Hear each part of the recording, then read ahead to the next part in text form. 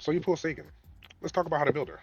Her unit parts would be Bovine. Bovine is good because it applies damage reduction, shield application multiplier, and at the start of turn she also recovers 1 XP, which is shared amongst the whole team. Each time she receives an attack, it also raises her defense plus 6% up to 3 times. The stats on the screen are actually everything you would need for her, except for the legs. I would suggest going for fire damage dope or speed. And instead of effect rate, you also can go ultimate gauge charge rate. Second 5-star weapon gives her defense up, and it also applies a crit rate buff for 2 turns after activating her combat skill. In addition to that, when she is attacked, she applies fire damage dealt plus 3% up to 5 times, totaling 15% for my current build. Now we'll talk about the priority of the skills you should level up. So the first priority is going to be her combat skill. 100% chance to apply taunt for 2 turns.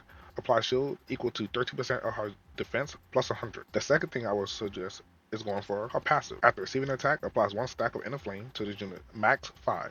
Counter the kaiju that attack this unit and deals blunt damage and fire damage equal to 40% of the unit defense. And inner flame, this unit ultimate damage multiplier is plus 15 and damage dealt plus 4.5. And the second thing I would say for prioritize is actually her ultimate.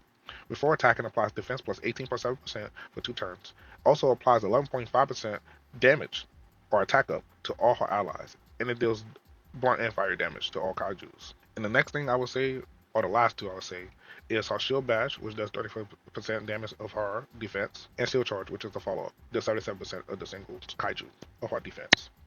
Lastly, we'll talk about her team composition. So as you can see here, the team I currently have is with Jin and Kikuru, and then Rio. Rio is up here because he can provide a team buff every time he uses his combat skill, and that's going to help with her overall damage for herself and the whole team.